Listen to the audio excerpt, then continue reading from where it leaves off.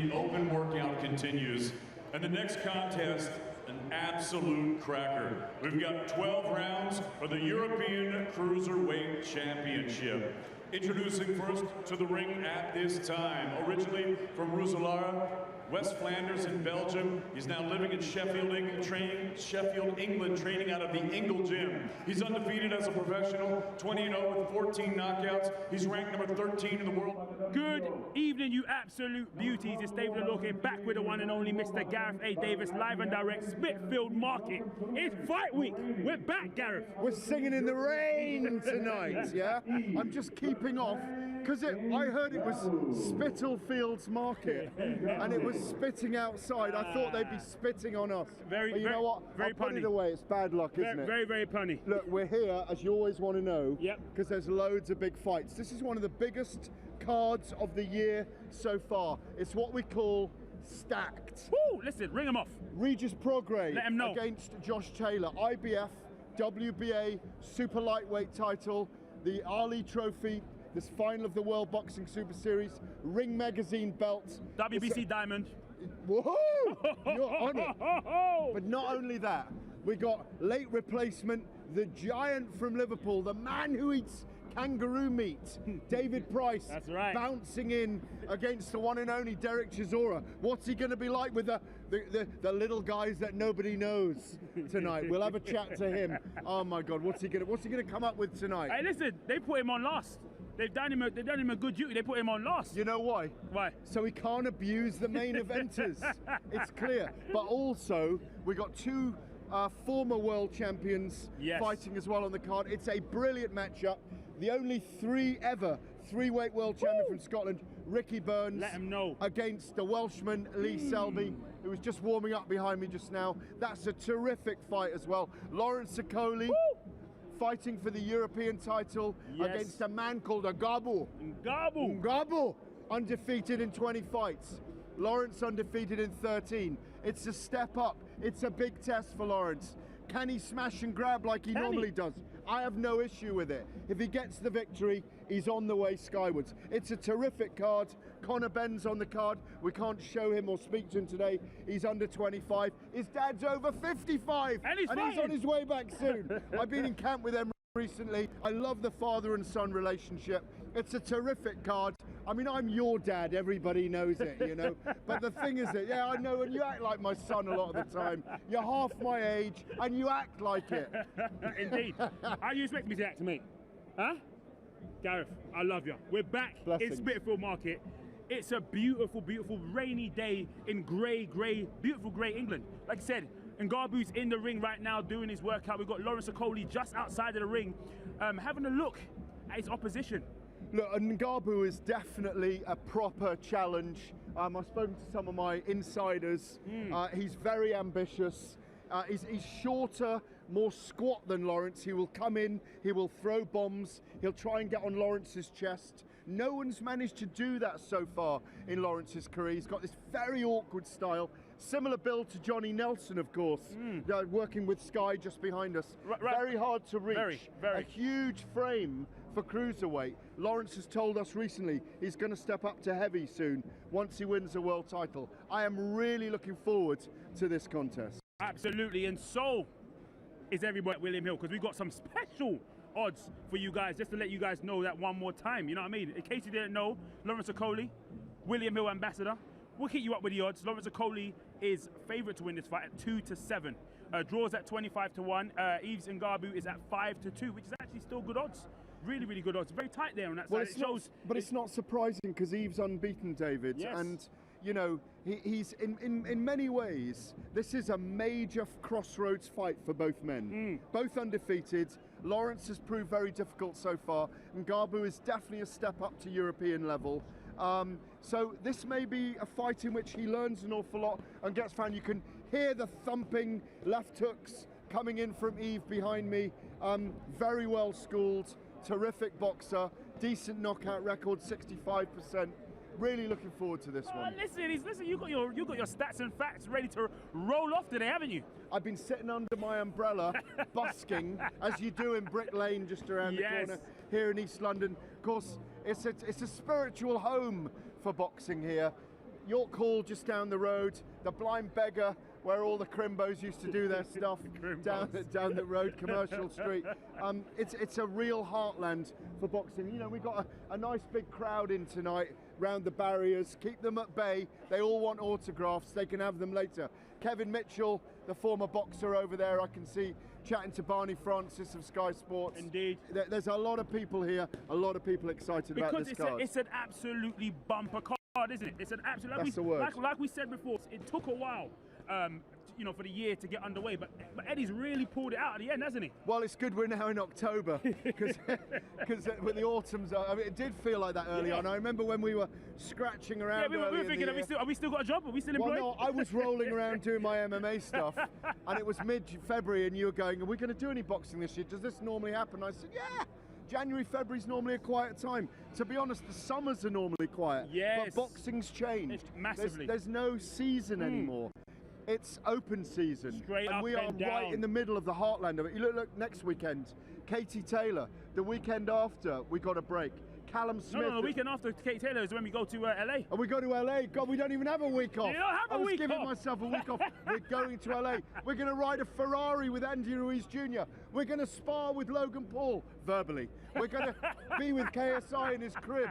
We are going to mix it with the millions of their subscribers. I might even become one. You know what? I am one. You know what you might even do? Get a little cheeky collab in there. You might get them subscriber numbers all the way up, mate. Hey, KSI is close to following me. Woo! Close. But I'm looking forward to LA with Billy Joe Saunders on that card, of Straight course. up. He'll be world title challenging or defending after that fight. Then the week after that we have a break, and then we go Anthony Crawler. We got Katie Taylor. Oh no, Callum Smith. Yeah. Sorry, Crawler and Katie Taylor before that. We got Callum Smith. We've got then Callum Smith. Massive. It's massive. It's listen. And then Anthony Joshua is fighting in Saudi.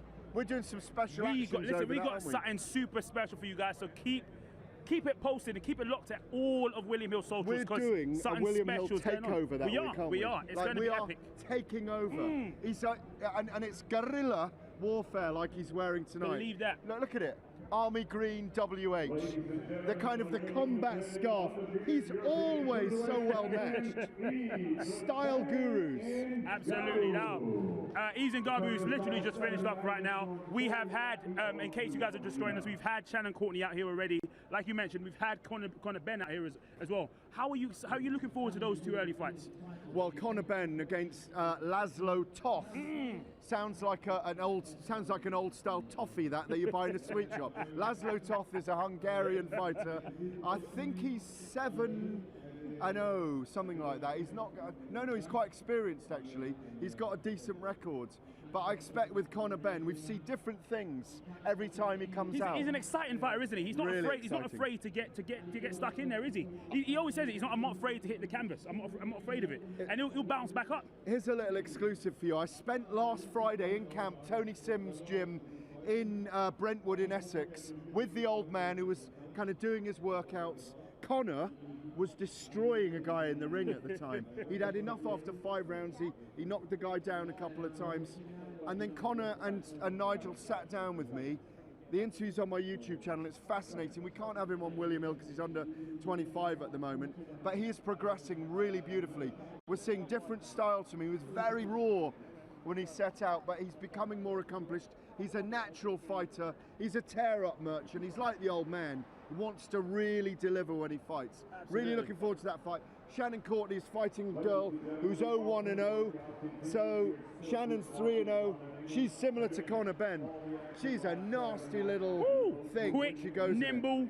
Quick, nimble, aggressive, great story, beautiful woman, going to be a star on the way. Without a shadow of a doubt. But listen, right behind us, and stepping into it's the Mr. Ngabu. Ngabu, Feel the shoulders stepping into the floor. Feel the shoulders of the man. Yes. How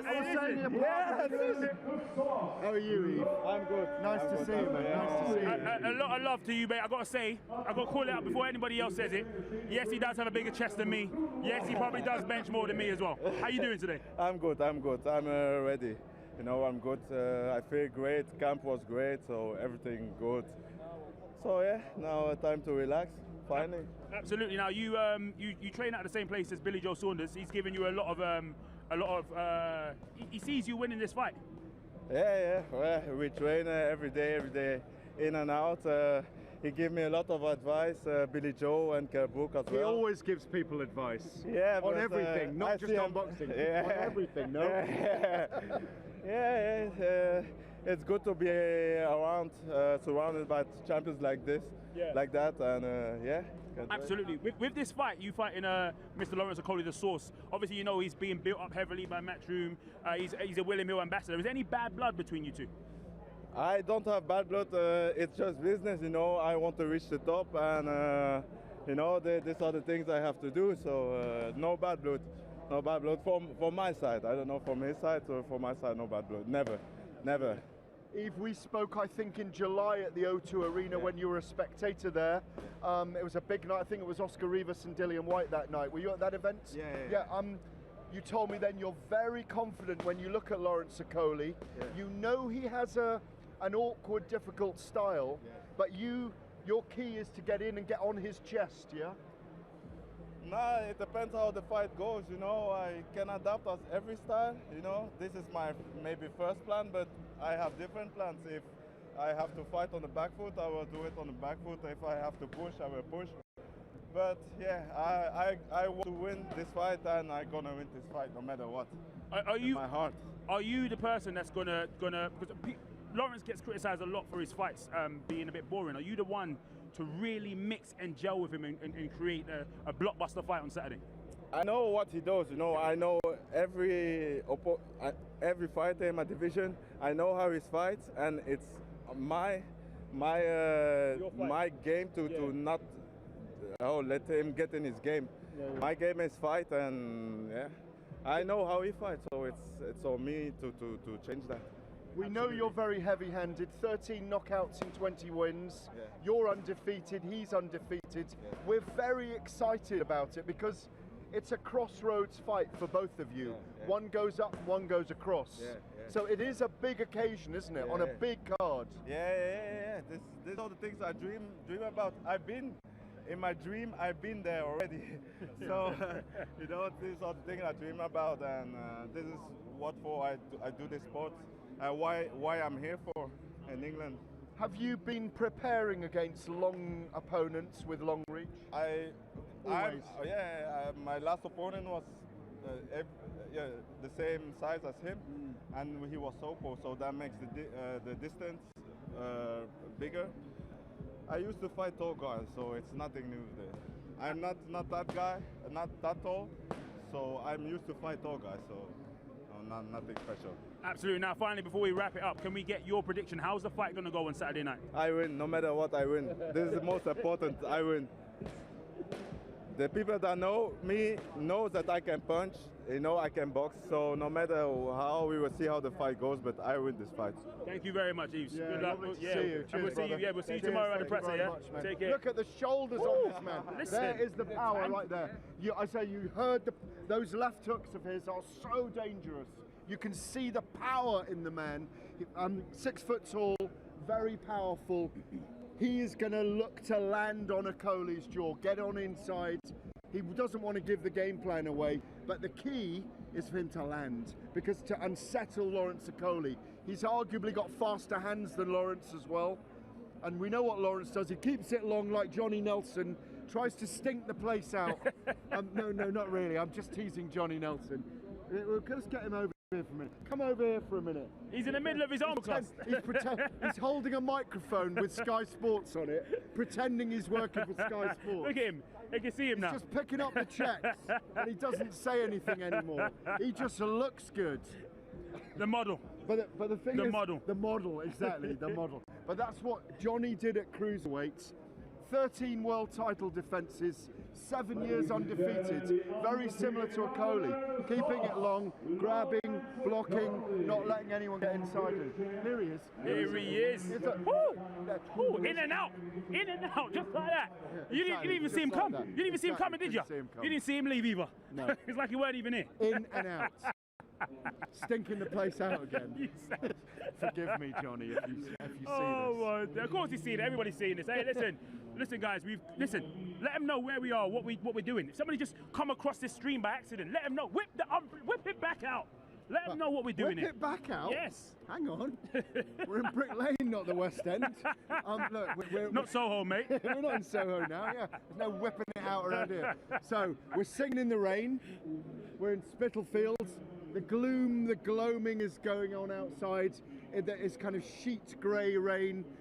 It's spitting on us in Spitalfields a little bit. But we're here not to sing in the rain, not to have umbrellas. We are here for a massive build-up to a bumper. Woo! That's the right word. That's right. Bumper card on Sky Box Office on Saturday night, sponsored by William Hill. Regis Prograis against Josh Taylor. Let him know. For pretty much all the super lightweight or light welterweight 140-pound belts, the Ring Magazine belt, the final of the World Boxing Super Series, the Ali Trophy, this huge thing in commemoration of Muhammad Ali. That's on the line as the main event. Derek Chisora against David Price.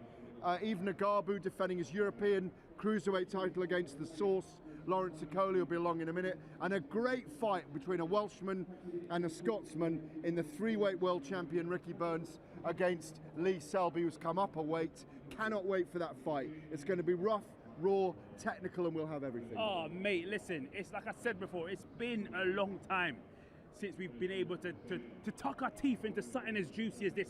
It's a juicy fight card, isn't it? It is. You know what I'm saying? It is. You know what I mean? It just whets your appetite, doesn't it? It's a card that keeps on giving. I like that. It keeps on coming. It keeps on giving. On and on and on. It's a big one. It's a deliverer. It's a deliverer, yeah? We like to deliver. and here's the key. And look, Shannon Courtney early on, Conor Benn early on, all these rising stars. Ooh. And then we got Yves Ngabu and Lawrence Okolie, which is a real puzzler. Very. We've got a brilliant technical matchup between Selby and Burns. We've got the Chisora Price shenanigans. What will Chisora say tonight? What trouble will he cause this week? Who will he insult this week? What will he do with his Vaseline and Eddie Hearn? I mean, he loves to create conflict. David Hay there, lighting the match behind him. He loves it. To the torch paper, and up it goes. I'm looking forward to the big man leaning on us, because he weighs when he leans on you. He does. But you know what? Derek Chisora's got a waist these days. And I think he's going to be quick against Price. Absolutely. And if Price doesn't put him away early, I think it might be timber for the big man from Liverpool. Absolutely. Again. And as you Ginger Timber. Ginger Timber. Is he a ginger? Well. Is that racist? Ginger Timber? No, well, I don't know. They'll let us know. Anyway, listen, just to hit you up with something, just Kangaroo as you mentioned, timber. as you mentioned a little while earlier, we know how Mr. Derek Chisora is. We'll be at the press conference tomorrow live and direct, so make sure you do not miss that. 2 press conferences coming live from William Hill. It's going to be lit. An 11:30 and a 1:30 and 11 and a 1, something like that. We'll be lit from 11. Woo! Absolutely lit. Yes. Yeah? Absolutely. You're going to wear tartan tomorrow. I'm going to wear tartan. Listen, I'm going to switch it up. I'm going to switch it up indeed, 100%. Don't worry about that. If they're worrying, camo today, tartan tomorrow. But I'm listen, definitely wearing let me tell you what. Blue or red. Let me tell you what's guaranteed tomorrow. What's that? Sauce. Oh yeah. Nothing but certified sauce. All right. And right behind me, or right behind you, Here he the comes. sauce himself is on his way. He's literally just about to step in. Here he is. Okay. Here he is. How's it going, all right? How's it going? How's it going? Good to Sauce see them. himself. It's my normal teeth today. Okay. Oh, okay. Just checking on those things that I'm obsessed Are the with. Nationals coming out tomorrow? What's it tomorrow? Yeah, maybe. Yeah? Maybe. It depends how I feel. I might wear them in the ring if they're allowed. Who knows? All right. Couple of quick fire questions just to get you moving. Go on. KSI or Logan Paul?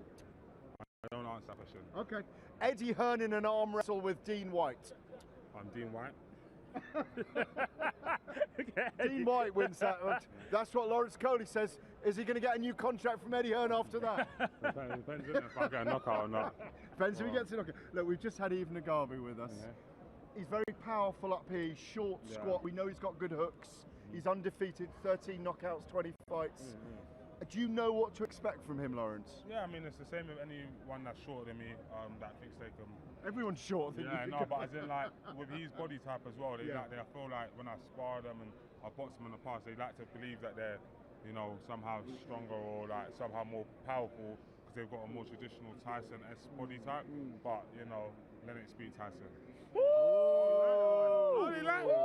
Okay. All right, he's dropped a bit of sauce in there, a bit of seasoning on there. I like it. So you're saying it's a knockdown, it's a knockout and a step over, yeah? Yeah, no, definitely. Like, as much as it's nice to win the European title, I've got my eyes set on the world title, so I've trained hard. And Ngabu is a good fighter, you know what I mean, 20-0, but it's not the first and most likely won't be the last undefeated fighter that I box, so I'm not really fussed about that kind of stuff. I'm just going to go in there.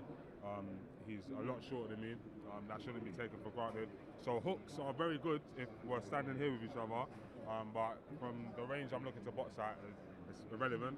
And if he gets on the inside, we'll know what I can do on the inside, you know what I'm saying? Absolutely. No, we've seen that you've mixed up your trainers quite a bit. Yeah. What have you learned from Shane? What's Shane brought to you? A lot more composure, I think, and like confidence. So I feel like I'm always a naturally confident person, but in terms of like in the boxing ring, I've got good reactions, good head movement. Like when people see me in sparring, it's like, oh wow, this guy's amazing. Like sparring Tyson Fury and AJ and whoever else. But on fight day, with the 10-out shoves, I'm more focused on, you know, landing shots and getting it over. But where now it's like, you know what, just relax, training 10-out shoves, training to like figure out what it's like defending and stuff. So I feel really confident about what I'm going to do to Ngabu on the weekend. We saw your Sky Sports, the last meal. You know what I mean? Out there, a lot of people were like, what? Lawrence's mum didn't want to let these men in. You know what? The inside also, I don't live with my man anymore, but the inside was ready to go, and they're like, you know what? It would be really cool if we did it on the steps. So we did it on the steps. You know what I'm saying? The food still tastes good. I had a good time. Yeah, man, a good in the house. Because I wondered whether when Cheeky went home, whether there's always a fridge full of stuff like that, and I was thinking, I need to get an invite home. I need to get an invite down to yours, because that food looked awesome. Do it, it's there, it's ready. I was really proud of Nick finishing the food. But that's not training camp food though, is it? No, it can be. Fight week, can you eat that in fight week? I'll probably have it on Friday after just really, I need to feel back up, man. I'm a dangerous guy, I need to add the weight back on, so pound of jam. What are you when you step into the ring? You like 215, 220 then nearly? Am I allowed to say? Yeah, but around that, maybe even more. No, but you're not allowed to go 10% over, are you? I think if you box for the IBF, but it's not, so I'm coming in, you know what I'm saying? I'm landing. He'll film me on Saturday, trust me. Absolutely. Well, listen, as you know, a pleasure as always. Can I just ask one other thing? Yeah, of course you can. Johnny Nelson over there, 13 world title defences over 7 years. I was kind of joking just now, saying he used to stink the place out, no one could lay a glove on him. But he had his own style that was unbeatable, and you and I have spoken about this. I hope you're not looking to change your style too much. No, and also Shane, me and Shane, we had a little, open up period, tussle. But obviously when he sees what I do in sparring and stuff, like for example, not any names or anything, but when you see like someone else. Come on, who you been hurting? Spar someone. Nigel Benn? When you see someone else. You've been beating up Nigel Benn again? Listen. You've been beating up old men like me? No. But when you see someone else spar someone, then I get in there and it's a completely different kind of dynamic because of the awkward stuff that I do. You want to add to it as opposed to take away from it. So because your last fight, he noticeably asked to go deeper and plant your feet more. Not in this one, because I feel like the guy was running, so he wanted me to land hard shots to the body. But with this guy, I feel like he's going to try and box a bit, come in with a few hard shots. I look forward to it, man. You know what I mean? To see like if he's what he thinks he is, and just remind him that he's not in there with the type of people who've been boxing. It's Lawrence Okolie now. I'm just realised it's fight week. I don't know why I'm being so cheeky, because I could just get. Yeah, you might get a little one. You might get a little one. It's always lovely to see you. Listen, a pleasure. We'll see you tomorrow. Cheers, thank you. A little bit. Thanks. Oh man, the sauce. He's on form, isn't he? He is indeed. He's on top form. Well, the great thing about our relationship with Lawrence is we literally have seen him from tyro or neophyte all the way to this level where he's claimed 2 of what we call the Triple Crown, and this is the kind of culmination of getting British, Commonwealth and European belts, and validates his decision to try and work his way up to a world title and then move up to heavyweight. He's got a clear pathway in which he wants to get stopped. I hear we've got a pretty boy joining us shortly. It's Denzel and it's Joshua, Denzel, That's the right. pretty boy. Not Washington. Because I tell you what, I went to the St. Ledger with him the other day. Oh, go on. Every granny, mother, Yes. daughter, Baby, sister, child. baby wanted their head kissed by him, and he kissed them all. Here he is. He did. How's it going? That was like the best introduction I've ever had in my life. Mr. JD Wadham himself. Yeah, JD for JD, that's what they call me these days. JD I was coined by Mr. AJ. Hey, Yeah. glorious. I love it. of course. How are you finding the atmosphere in here today? It's good, you know. I like it when everyone comes Providing out. a bit of light. Yeah, you know what I mean. Unfortunately, I haven't got a jumper with the correct branding, so I'm currently in a bit of trouble. But it's sick. It's great. Like everyone's here. All the big heads. And Eddie's probably doing some more. You know what I mean? No context, Eddie Hearn. You know, I've seen every time he says something, I'm thinking, get my phone out. Maybe I'll go viral. Absolutely. What do you love about open workouts here in London? Yeah. When it's open, you know what I mean? You got the crowd about. What do you like about it? Everyone comes out. Like, you can see people like they kind of walk past and they're like, hang on a minute, like what's going on here? You got like the non-boxing fans, you got the casuals in here, you got the little, you know what I mean, YouTube experts. You got everyone. Like everyone's come out and they're supporting whoever fighter it is. You know, you've got a nice range of British fighters in there. You know, you've got the main event. You know, Josh Taylor coming through. Obviously, he's a great hope for us. You got Price versus Chisora. You know, you got Selby in there as well. Burns. And you never know what Derek's going to do, so we're looking forward to that. Yeah, you never know. The mask is coming out in a minute. But tell me, you mentioned Josh Taylor and Regis Prograis there. Yeah. Spent a bit of time around both of them. Know Josh very well. Yeah. I love the story. I had an hour with Regis in the studio at Talk Sport on Saturday night. He told his story. I heard it must be 15 minutes and it turned into an hour. It turned into an hour. You know what it's like. Couldn't let the guy go. No, but I can talk, but he can talk. Adam Cattrall can talk. Yes. But his story about escaping from Hurricane Katrina as a 16-year-old, what he had to go through, the fact that he had to grow up and be a man in a few months, I always count that as meaning something for a fighter and a survivor. Look at these shady characters. Look at him. What is going on there? What's Sky's giving you a 5-minute break? Del Boy and Rodney have just arrived. I'm the best looking guy on the broadcast. It's Del Boy and Rodney. I'm on my lunch break. You're your lunch break. I'm on my lunch break. Del Boy and Rodney, I'm dying. You got video bomb, buddy, longest serving cruiserweight champion of all What are time. you selling today, boys? This is like a I bad. was just worried I weren't going to be seen. It's That's like what I was worried a about. bad boy band, isn't it? As I was walking past on tiptoes. Yeah, Johnny's doing timeshares, you're doing half-price watches. Like an old school boy band. Now I'm going to back in dance. That's what I'm going to be. No, an old boys band is what you mean. Brilliant. You know, when I saw Okolie came down and I saw he came down the cruiserweights, Yes. I think that's going to be a really intriguing fight. Yes. Okolie's one of those guys. He's a style's not attractive, and I get that because I was in that club. I was in the ugly. Oh, club. I've been taking the Mickey out of you all night. No, but I was saying it worked for you. Yeah. 13 world title defences, 7 years, undefeated at cruiserweight at that and point. Okolie's one of those guys that will be able to step up to heavyweight and compete with the heavyweights. Yeah. Now, if he trains at our gym, he's tough. Yeah. He's determined. He's an offensive angle fighter. Let him know. Yeah, and he can switch hit. So he's got to stick to Okolie's chest. I've But it's said going to be that. a tough fight. He's But gotta he stick to his denied it. chest. He didn't want to tell us the game plan. Trust me, that. Of course, God, he's what am I got doing? to. Am I grassing everybody up? Yeah. Cut. I didn't say nothing. Dominic's going to go mad. Johnny's given the game plan away anyway. At least we got it in the end. No, but you're right. He's got to fight like. He's got to be in here. He's got to be in here. He's got to be in there, isn't he? He's got to stick to his chest. Common sense tells you that. Yeah. Because he's not going to out-jab it. Listen, what did I tell you about getting me excited? Don't get him excited. Don't get him Listen, the high excited. kicks are going to come out. You know what I mean? That's what's going to happen. You know what? Listen, and it don't have to be high for me. I'll tell you one thing. This is going to be a good build-up. Oh, he had the word. It's a bumper bill, isn't Yeah, it? and do you know what? You're talking about these fights, we're talking about Price and this one here, Lee Oh, Selby yeah. and Ricky Burns. Oh, yeah. Because it's a crossroads fight. They're going to, they're putting it on the line. Hey, no, just Johnny, before you go, listen, real quick, yeah? Can I Top borrow this level, coat? elite. It kind of matches my scarf. You know what I mean? Hey, you just go back to Sky now, mate. Yeah, exactly. My lunch break's over. You We'll can't let gate those crash two and go talk back to about the Sky. Army and Navy store that they've just been Hey, listen, I want that dumped into coat. my clothes. Hey, which Army and Navy store did you get all your clothes from, you two, anyway? Wow, this shot's fired. Shots fired. No one has anything as nice as this fetching luminous orange. Yeah, and then we got the escape to Reflector. Samsara. He's cycling home. Yeah, you know what I mean? My helmet's in the back somewhere. Conor Benn picks it up. Hey, listen, tell me, what fight are you most excited to see on the night? Do you know what? Any fight with Chisora in it is going to be fireworks. Like you saw his knockout. than the last fight. He's looking sensational. Who knows what Price is going to turn up? I don't think it's hard to work out whether he's going to those big nights. He had a big night, but the nerves usually come out. We see he doesn't perform quite to his best when Pricey when the pressure's on his shoulders, and I think that's definitely it's going to be a pressure heaped on Pricey's shoulders. But there's another element with Pricey now, Josh, is that he literally has nothing to lose anymore. He's on a 3-fight win streak. But having said that, Derek looks in the form of his life.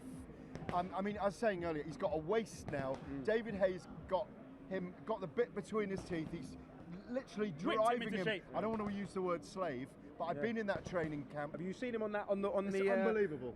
He's got this machine in the gym, right, where you got a step and you got a row, and I'm telling you, some of the numbers. I've seen some of the numbers in there, and Chisora's way higher in the fitness levels. Before Del Boy and Rodney turned up just now, I was asking you who I was saying about this incredible stories of Regis Prograis. Yes. Do you feel that he may, deep inside him as a human being, may have something more in the actual fight itself if they have to go into the trenches in this contest? You know what? I was going to say that. I watched Braveheart on the plane home from Chicago, right? And I'm telling you, there's something different in the air up there. There's something different in the air. I think you've got that kind of that story of kind of escaping from New Orleans, the gang violence and stuff like that, and having to be a man. But then you've also got Josh Taylor. He's a hardy Scot. Like, they don't mess about. Anyone from Preston Pans is as hard as nails. Preston Pans, boom. I mean, there's an Iron Fist up there, and then they're running the moors and the hills and all of that. So you're going with Taylor, are you? The problem is, I think we've seen a lot of times when the Americans come over here and they're highly touted. You know, when they come and fight a British fight, we saw against Kell Brook, obviously, like when it came, Errol Spence came over. Golovkin. They showed levels. Yeah. They show these levels, and I hope today, on Saturday, it's not one of those fights where you see that there is that level above that elite. They are both elite. There's no question about it. I mean, I've been watching fights for such a long time. It is very, very, very difficult to pick a winner. But those are the kind of events, the contests that we really want to see. And that's why we love him. Josh, we got to say bye to you for now. Pleasure. Yeah, shout out the shout out the bling bling and shout out the you know what I'm saying? He ain't playing games, he's getting paid well. He's getting paid well. Oh, mate, how you doing? I'm on fire tonight. I need a little. I think I might need a comfort break. Do ya? Well, what we need is a couple of high stools. No, what you asking for? A little sub, someone to sub you in. Yeah, exactly. No, I just need a little drink of water, that's it. Yeah, a little sip of water. Dave Diamante doing his thing behind us. He is indeed. Who are we chatting to next? Mate, we're talking to Selby. No, in fact, I think we might be talking to Burns next. It might be Burns next. Listen, we're going to get to have a look at them going face to face. Nice. Look at the steam. Yeah, no, I do like that. Coming off Selby's head. Very evenly matched physically. Height-wise as well. Terrific fighters. Ricky Burns, remember, over 50 pro fights. There's great respect between the two. I was in camp with Ricky the other day, and he looks terrific. And he said he only needs to lose a couple of pounds in fight week, which is brilliant, really. Yeah, they were both talking. We spoke to them at the announcement press conference. Yes. They spoke about how many rounds they'd sparred together. They've helped each other spar for a lot of fights. So there is a good level of respect in there as well. I know, totally. No, I mean, it's not just. They're two of the nicest people in boxing. They're two of the best stories in boxing, and honestly, it's a brilliant piece of matchmaking by Matchroom, by Eddie Hearn, because again, you cannot pick a winner. It's too difficult. It's going to come down to literally how they dance together over 12 rounds. I don't think we'll see a stoppage. What I love is that Lee Selby is much more comfortable I can't remember whether this is at lightweight or light welterweight. Is this at light welterweight or lightweight? It's at lightweight. I'm not that heavy. No, that's what I was saying. I suddenly forgot what weight it was at. Lightweight. But Ricky was saying that he only has to lose. Lee Selby's here, by the way. Let's move forward a little bit to the line. Sorry, let's give him a proper introduction. The Welsh Mayweather. Woo! No. The Welsh Lee Selby. Lightning Lee Selby. Lightning Lee Selby, okay. Chris Sanigar smacking the back of my head there for making a typical... The amount of stick I've had, people saying I'm calling myself the Welsh Mayweather. It wasn't me, the boxing news. We've called you, yeah. Or the boxing news or something. But just Lightning Lee Selby. We watched you two face off just up there. Ricky's obviously doing his shadow boxing. It's totally serious between you, but there's utter respect between the two of you, both elite fighters. You cannot pick a winner from here. I know you think you're going to win. He thinks he's going to win. What are you going to delight us with on Saturday night? Some beautiful boxing skills. Yeah. That's what I'm hoping to bring. You know, I'm ever a heavier weight, which will suit me. You know, I'm jumping in with an established former champion at that weight and the weight above. So it's a real test, but one I'm looking forward to. Eddie's described this fight as you know what I mean? Whoever loses this fight is out, so to speak. How do you see it? Well, you could say that. It'd be more difficult if Burns loses because, you know, he's a lot older than I am. But again, it'd be difficult for me to get myself into that championship contention if I lose Ricky Burns. But it depends. I mean, it depends on the style. If there's a razor-tight split points decision in the fight of the year, you're not going anywhere. You're going on to your next fight. You know, I mean, it's all about how one loses. Like, it's rather like, you know, when you were really struggling at the weight, you were not yourself. You were not the guy we were used to seeing. The guy who could box and fight and box fights and just dance literally in the ring. I agree with you, but you know, it wouldn't be the end of the road for either of us fighters. It'll be the end of the road at the elite level, at like championship level, because like you look all around the world, not just Britain. There's lesser fighters than us carrying on after losses. So there's still a career for the pair of us, but not at the highest level. Are you very ambitious to get a world title belt at lightweight then? Well, that's the plan and that's the dream. I'd be the first Welshman to be like a two-weight world champion. I know Joe Kazaki won the Ring magazine belts at different weights, but I'd be the first one to win up a world title. Because I think there's an argument that neither you nor Ricky, as long as you've got the right matchup, whether that be, you know, an opponent we love and like a Mikey Garcia or at lightweight or whatever, that would work as a headline here. It wouldn't need to be for a belt. Do you know what I mean? That's because we're former world champions. We box at a high level, so we're always a creditable opponent. If it comes to that, where we was just being used as like a sort of opponent, we're always creditable, so we could always be in big fights. Absolutely. Now, Lee, you've sparred several rounds with. No worries. Thank you, sir. Anytime, no worries. I'll be over here. Yeah, you've sparred several rounds with Mr. Burns, right? Yeah. What do you know about? Yeah, how many? How many do you think? It was over the course of a week. I can't remember if I did 2 8s and a 10, or it was quite a few rounds over the week. So it was good sparring. What do you know of him from your time sparring? Or do you know more from him from your time sparring than you do from tape? To be honest, I don't really watch tape. And I sparred with him back in 2014, so it was quite a while ago. I got vague memories of it. And at the time, I was a bit bigger than him. I think I'd boxed a few weeks before, so like maybe 4 weeks before. It was 2 weeks out from his fight, so I was the bigger man. So that played a part in the sparring. I'd like to clarify, I have not watched tape since the 90s as well, because we watch the internet now. I just want to clarify that. I don't sit at home watching tape, nor the sort of I don't find myself watching a full fight no more. With the social media, it's just highlights, and I just look through a fight like that. Absolutely. Do you feel, and I have an instinct on this, even though you utterly respect Ricky, do you feel like his output and his combinations utterly suit your style? To be honest, I can sort of adapt on a night. So look at Mr. Sanigar giggling away, knowing I'm on the money with that comment. I don't know. We'll have to wait and see Saturday night. Absolutely. Let's get them in here. Let's get the guys in here. You guys get very, very little praise. Lee's had a difficult couple of years, inside and outside the ring.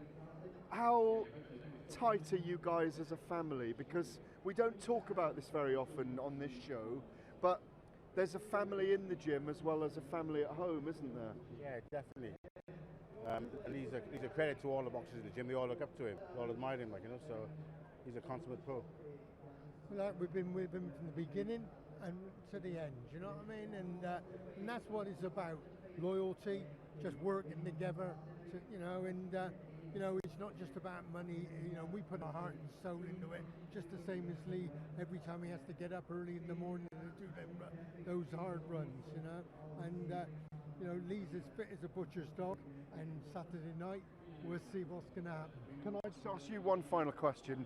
Lee, is Chris Sanigar the biggest dangerous lunatic in the gym still. So have you, Eddie. Don't mess with me, though.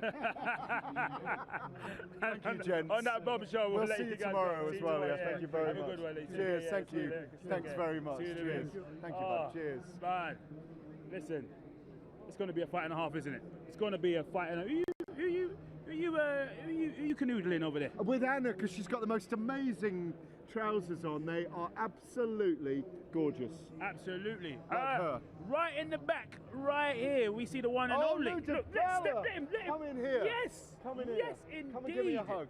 How are Mr. you? DeBella. My old friend Luda Bella, how are you? Been a rough week. Yeah. Rough couple of weeks. No, it has, and we're sorry about that. Thank you. But it's no. good to be here, and it's good to be looking forward to a great card and what should be a terrific main event. Really a defining fight for Regis and for Josh Taylor. I had some time with Regis, talking about kind of tragedies, and obviously you're referring to Patrick Day in America the week before last. We'll get serious for a moment. We have a lot of fun on this show, but the whole of the industry kind of circles the wagons when these things happen, and it's been a very tough 3 or 4 months, hasn't it, Lou? Well, we've lost, 4 fighters in 3 or 4 months? Yeah, exactly. And then Patrick's loss was really profound, particularly, New York is still one of the capitals of the boxing industry in the world, and clearly in the States. Pat was known by everyone. I mean, a fixture in New York, and a fine fighter. I mean, was a great amateur fighter, a multi-time Golden Glove champion, a national champion, an Olympic alternate. I mean, he was a terrific fighter, had a couple losses in his career, but won belts and was world ranked. Wasn't fighting in a fight that was a gross mismatch, wasn't put in excess danger. We just, these men and women, man, they're a different breed. Exactly. And respect it's a calling, isn't it? You got to respect them for what they do, the risks that they take. Every time they get in there, they're facing the risk that Pat faced. I'm happy to be here today, and I'm going to be at the press conference tomorrow. I'm going to spend some time with Regis the next few days. I told Regis I'm getting on a plane Friday morning and I'm heading back. Friday night is the memorial service wake, and the funeral is, and the interment is Saturday. So I'm heading back. I'll be watching, this card on DAZN after I leave the funeral. This is a great weekend. I'm going to help promote the hell out of this. But I also want to make sure we don't forget the dangers that these men and women go into face, and we got to make our sport safer. You actually do some things here in the UK better than we do them from a health and safety standpoint in America. Let me just explain. Lou DiBella, 3.5 decades in the sport. We've been friends for a very long time, for 30 years. Knows the nuts and bolts of the sport, has worked on the inside with TV companies. God, he was in the Rocky movie. He's a film star. He's a rock star as a person. He has promoted, he has supported, he is one of the women's boxing as well. I just want you to know, if you're watching this and you don't know Lou, because we haven't had Lou on the show before, he is one of the legends of American boxing. Privileged to have him on. And we are privileged to have you on today. No, thank you. I'm going to say one more thing about this, and we'll put it in the rearview mirror if we talk about Saturday night. I want everybody to remember Pat Day. I want him to remember, read what you heard about Pat Day, because he was that good a person, but appreciate every man and woman that goes into that ring.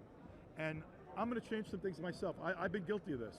In fact, the last time I did it, I think it was when AJ fought Ruiz, and I made an insinuation on social media that he's giving up. Yeah. And then I saw him later, and I looked at him, and I realized, oh, wait a minute, man, he wasn't right. He wasn't giving up. I mean, that fight needed to end. And I took it down. But the stuff that's happened the last 3 or 4 months give me a lesson. Fighters know better than anyone. If they got to say enough's enough, enough's enough. They owe it to us to give us they're entertainers, and they're doing it because they want to do it. And they owe it to give the best of themselves. But that doesn't mean their lives. That doesn't mean their health and safety. That doesn't mean their futures. Their family deserves to see them again. So before we make comments about this guy's a bum or this guy quit, let's think before we say anything. Absolutely. I can. It's one of my moras. I mean, we had it with Max Kellerman saying Alexander Gvozdyk gave up last week. Did he hell? I didn't even Did he hell? He was against a very, I didn't even hear Max say that. But a couple of people on my social media feed said that, and it pissed me off, and I went off. And I didn't know Max had said it, so this is not directed toward Max. But I think we say these things. Right. I try and never say it. So I don't here's care what if we're gonna someone do. comes We're going to in. have a great fight card on Saturday. Tell them. We're going to have a great fight card on Saturday. Yep. We're going to see some amazing boxing, some great prospects, a tremendous main event, and God willing, everyone's going to go home healthy. Absolutely. But can I just ask you about the main event? I spent a lot of time around Regis. Regis is going to win the fight. How do you see him winning it? I don't know, man. It's going to be. I see a grueling fight. I think he's going to hurt Taylor at some point. Taylor's a terrific talent. Regis is just a different kind of cat. His style, he's very hard to see those punches coming. He can punch with both hands from strange angles. He makes great adjustments in the ring. He lives and breathes boxing. I think I have the favorite. I do. But I think it's a great fight. I think the two best 40-pounders in the world are fighting. And I think no matter who wins, whoever walks out of that ring, the loser is walking out the second best 40-pounder in the world. Straight up and down. Now, Lou, thank you so much. We're going to speak to you tomorrow at the press conference. Don't worry, we'll get you tomorrow, Cheers. Absolutely. Lou DeBella there. Now, we have to introduce, and I'm going to leave that one to you to introduce him. He's a three-weight world champion from Scotland, the only one there's ever been, a legend in Scotland, one of the greatest boxers the land of Scotland has ever produced. The one and only, one of the nicest men in boxing. Period. One of the toughest to beat. Period. Already over 50 fights. Woo. Loved being in camp with him, sweating it out last Friday. The one and only Mr. Ricky Burns. How you doing, okay? I'm good, thank you. I know, Joe. All the hard work's done now. Just looking forward to Saturday night, get out and hopefully putting on a good show. Absolutely. How does it feel coming out here in London in front of all of these people here, seeing you work out and getting ready to see you fight on Saturday night? I know, you know, it's good. Obviously, fight week I always look forward to that the most. Obviously, all the hard work, the preparation's been done now. You're winding down. Obviously, you've got the build up to the fight, and you know, I'm really looking forward to obviously get the Friday the weigh-in over, start eating again, and then obviously get in with the bit that you've been training to do, get in the ring on Saturday night. Absolutely. You sparred several rounds with Lee. Yep. What did you see from those rounds? Well, do you know, it was a few years ago when we sparred. Obviously, we got him up before a box turns Crawford. We got him up for my last week preparation for that, and do you know, it was good sparring, exactly what we wanted. So we know what we're in for on fight night. Obviously, he's no longer just jumped up from featherweight to lightweight. So, I'm confident to get out here and getting a job, but we know it's going to be a hard fight. Absolutely. People are tipping it to possibly be fight of the night. That it could legitimately steal the entire show. How do you feel about that? Well, I've saw a few comments. People have been talking about it like that, but you know, in my head, I know what I've got to go out there and do. So, me and Tony, we know what we've been working on. It's about getting out there and executing what we've been doing, and fingers crossed. I always say, out there, I'm confident in getting the win, but the best man will always win on the night. You're both kind of rhythm and momentum fighters generally in a fight when you fight at your best. Yep. Is it about, without giving the game plan away obviously, but is it about imposing yourself and you setting the rhythm for this fight early on, Ricky? Well, obviously, I've watched many of Lee's fights before. Well, for the fight's been announced, I've not watched any, but I've obviously seen him box before and having sparred with him. Lee likes to come out and dictate the pace. I find that when he's been in fights, usually middle rounds, like most rounds, he likes to go out and have a wee walk off and switches off a wee bit. But round 5 or 6. But Joe, I've always said, I try and set the pace for the first round to the last. So again, we'll see how he'll deal with that. Absolutely, pace setting. Well, we made you wait for a little while, so we're going to let you go. Oh, thank you so much, Ricky. It's always a pleasure. Can I just ask one other thing? Of course you can, of course. How do you see your fellow Scotsman Josh Taylor's fight with Regis, who's working out behind us? How do you see that contest? Joe, it's going to be Josh knows he's got a hard fight here. Joe, I've got every confidence in him. Obviously, I would love to see him go out there and do the business. Every boxer that's been put in front of him that his career this so far, he's passed with flying colours. So I'm confident to get out here and doing it again. But you know, Josh knows he's got a tough fight. He might have to come through some hard times during the fight, but I'm confident he's going to get the win. In other words, you're saying it's very difficult, rather like your fight with Lee, it's very difficult from the outsider's point of view to call it, really. Absolutely. No, Joe, Josh knows himself it's a hard fight. I know when I was watching like the head-to-heads and stuff like that, he knows he's going to be switched on for the first round. But like I said, everybody they've put in front of him so far, he's came through with flying colours. a couple of good fights coming, obviously, to get himself into the final, so his confidence is going to be high, so fingers crossed for him, man. Because I did notice on the gloves are off, there's no chink in their armour at all, in their self-belief. One thinks he's trying to get the advantage, the other one says no, and then the other one comes out and says no. I'm going to hurt you. No, you're not. I'm going to hurt you. It's so difficult to call. It's like you and Lee, but that is why we live for these occasions. It's a bumper card, as Dave's called it. It really is. Well, straight after my fight, first thing I'm in showered and straight back out to ringside. The fight I want to watch as well. Brilliant. Absolutely. Well, we'll see you there. We'll see you tomorrow at the press conference. Yeah, lovely. Yeah. Thank you as always, Ricky. Thank you. Cheers. Thank you very much. Yeah. Thank you. Thanks. Oh man, it's always good seeing Ricky. Always. One of the great gentlemen of boxing. Absolutely. I bumped into Ricky in airports in Los Angeles with his family, on holiday in Las Vegas with his family. Really is. He always stops. He always talks. You know, listen, this is a guy who's been in with Terence Crawford and many other talented fighters, remember, who holds the record as the most decorated professional boxer in the history of Scottish boxing. You know, you can go back through people like Ken Buchanan and others who really have been extraordinary talents, but Ricky is right up there. And his longevity as well. This is a great matchup and a great showcase for both him and Lee Selby. Absolutely. Now listen, I know a lot of people are wondering, listen, what's going on with the odds? Listen, first and foremost, I'm going to let you guys know once again, if you don't already know, all right? We won't be beating on price or round by round betting. You won't find a better price than William Hill round by round betting. So if you want to bet anywhere in the card, hit up William Hill, you know what to do. Anyway, let me hit you guys up with a couple of the odds. Let's start with the undercard. Battle betting. Lawrence Okolie. Ngabu. Yves Ngabu. Lawrence Okolie is at 2-7 to win the fight. The draw is at 25-1. And Ngabu's at 5-2. What do you think about that? I've got Lawrence Okolie winning this. By how? By TKO? By KO? DQ? Late in the fight. Late in the fight. I think 8th or 9th round. All right. I've got Lawrence Okolie I'll hit you with that. this. Listen, well, Lawrence Okolie, to win this fight, the shortest odds are between rounds 5 and round 9, 14-1. Yeah. So yeah, you're pretty right. Mid to late rounds between rounds 5 and 9 is at 14-1. Then it slips up to 16-1 at round 10. That's Ngabu, not a bad bet as well, though. Ngabu's shortest to win, shortest is 50-1 between rounds 5 and 9 as well. So you know what I mean? It's looking like that's not what. Listen, that's worth a cheeky Dave £20 bet, because you know I'll tell you something. If Yves Ngabu gets to Lawrence Okolie, I don't think he will, but if he gets to Lawrence Okolie, he can do damage. Yves knocked out 13 or 20 opponents for a reason, and you know, but I do favour Lawrence to wear Yves down and win this either on points or rounds 8, 9, 10. Absolutely. Now, for those guys that are just joining us right now, soon, and very, very soon, we will have the one and only Mr. Regis Prograis in. But ahead of that, we've got someone else who's definitely cycling home tonight. Definitely. Hang on, let's get Josh back side by side. Two people. Here are the where are your bicycles, guys? Never mind. So you can find us? Or which roads you digging up tonight, Mel? So you can find me. Okay? Highway maintenance.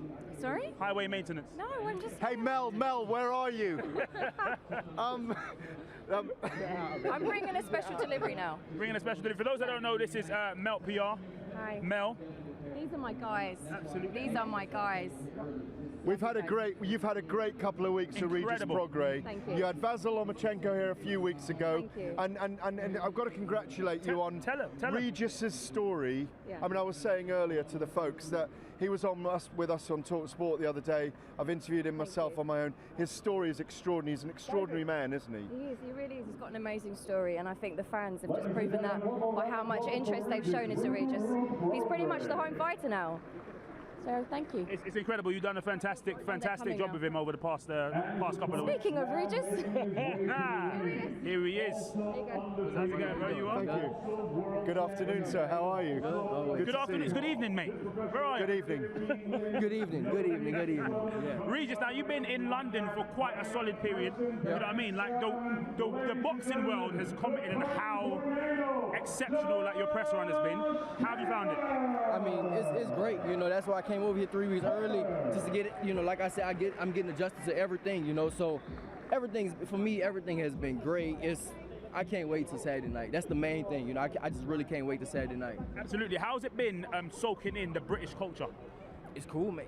I don't feel like a foreigner. I really don't feel like a foreigner. I feel like I belong here right now, you know? They was talking about maybe I come back and I might get a house or something like that out here. You never know. Well, you went to Tottenham Hotspur on Saturday as well, didn't you? You experienced that. You've experienced the Essex countryside. You've Shout out lived to in William Hill for that as well. William Hill for that. You've lived in a bedsit on your own for a couple of weeks, like in the middle of nowhere. You've done what we call the car wash here. You've been interviewed by everyone. But the truth is, you have an incredible story. And as you've always said, your teenage years and what happened to you in a force majeure, a natural disaster, took you to a place that created your destiny to be a boxer at Savannah Boxing Club alongside Evander Holyfield at the very beginning. Yes, I mean, like I said, you know, we were talking earlier about it, you know, how it was a painful experience for me going through it when I was 16, but I look back on my 16-year-old self that, you know, that was painful, but now, if it wasn't for that, it would have never brought me here. So I'm here because of that. So it's all positivity, you know, for me it's all positivity. Are you picking up on the energy of boxing in the UK, the kind of interest that there is? And we're in a market here in the middle of nowhere in East London. It's a Wednesday after, but there's and people it's packed. Want to see Exactly, yeah, I mean, does that get your heart racing? My heart been racing since I came here. You know, sometimes it races a little more and sometimes a little less, but it been racing since I came here, man. You know, like the culture here, as far as boxing goes, it's phenomenal, and that's why I came here. That's why when they offered the fight here, it was like, let's do it. And that's why I showed my commitment coming here 3 weeks early, because there's nothing left on the table. I'm everything strictly business, everything. Straight up and down. Have you got an umbrella? I didn't get one yet. Right. Well, I didn't get rained on yet. I didn't get rained on. I actually did, but somebody let me borrow it. Yeah. Well, I bought this tartan umbrella. It's a tartan tornado, remember? I bought this Scottish umbrella for you. All right. So that you can flap it at Mr. Taylor later on. Okay, give it to me. Yeah, you're right. You're right. Give it to me. Oh, he's always whipping it out. Now listen, you spoke about tasting and being part of the British culture. Question for you: do you know what a cheeky Nando's is? Nando's? Yeah. Of course, we ate there already. The chicken. Of course. What? Yeah, of course. That's we ate there like 4 times already. Hey, listen. But look, give him a passport. He's ready. They might have to knight me. Yeah, give man the knighthood. Yeah, he might have to knight me. Straight up and down. Yeah. Who and how is going to dominate in this fight? Is it one of those contests where you need to impose yourself early? Is it one of those fights where there will be crucial? I mean, it's such an elite fight. You're both so extraordinary. You've got more experience than him. I believe you've fought a slightly higher level of competition. I've said to you as well, we've seen more versatility from you in your career, and you've probably got the edge in power as well, the equalizer, if you like. How much do you need to dominate this fight with your style early on? I mean, you know what? I think the fight can go a few different ways, you know. But I have the equalizer, and that's just my style. It's no style. I can do so many different things in the ring. I can always switch it up anytime I need. So for me, if something's not working, I can always switch it up. If that's not working, I can switch it up. If that's not working, I can keep switching it up. You know, for him, I don't feel like he could do that. I feel like he can just go in and go out, and that's it. He can get in a war with me, and you know that might happen. You know, because I've been watching a lot of interviews. I've been watching a lot of stuff lately. All I can do is sit in my room right now and just watch YouTube and watch TV. So the only thing is like, I've been seeing that, and it's just like a lot of people saying that I don't have the dog in me, and I might want to show that. I might want to show what this is all about. I might want to show it. Do you feel it suits you if you can draw him into a war with you? I feel like I can do both. I feel like I could outbox him from the outside, and I feel like, of course, if he gets on the inside, I feel like I can definitely hurt him. So you never know. But it's definitely gonna be a hell of a fight. It's gonna be an interesting fight, and I can't wait, man. We can't wait either. Regis, listen, thank you so much. Always a pleasure. Always a pleasure. We'll see you tomorrow at the press conference as well. Yeah. Give him his tartan umbrella. He's ready. He's ready to receive it. You go and show it to him. Nice. Oh, listen, look at this guy. This guy's a savage. This guy's a savage. Hey, I hope I don't start a Barney between them. That's exactly what he wants to start up. That's what he wants. Spielberg saying it. Stir it up. And he's not. That means wrap it up. Stir it up. Stir it up. He's whipping it up in the kitchen. Little darling, stir it up. A bit of Bob Marley. Marley. Yeah, a bit of Marley. Yeah? I see you. I see you. Bit of Prograis, bit of Marley, bit of Taylor. Listen, what a fight card we have on our hands. Yeah, no, it's and what a fight we have on our hands. It's a bumper card. Are you enjoying it here as well, sir? Absolutely. I love London. Yeah. How long have you been out here? 3 weeks. Woo! 3 weeks. What? You had a cheeky little Nando's as well? Had a what? Cheeky Nando's. I don't know what that is. Oh, right. Okay. Don't worry. Ask Regis. He'll let you know. Cheeky Nando's. He'll fill you in. Thank you, guys. Cheers. Thank you. Cheers. Oh, man. One of the things that like you say, this fight will get stirred up. Tomorrow when we're at the press conference, we will see a little bit of trash talk, I think, tomorrow. There'll be a little bit of heat when the two men face off. It would not surprise me to see Josh and Regis just kind of go at each other a little bit. I mean, there's blood coming out of me already here. Yeah, that's because I'm bleeding desire for this fight. No, but I cannot wait for this contest on Saturday night. Now, Josh Taylor is chatting upstairs with, who is it, with Andy Scott. Just talking to Sky Sports Above. It's a Sky box office event on Saturday night, of course.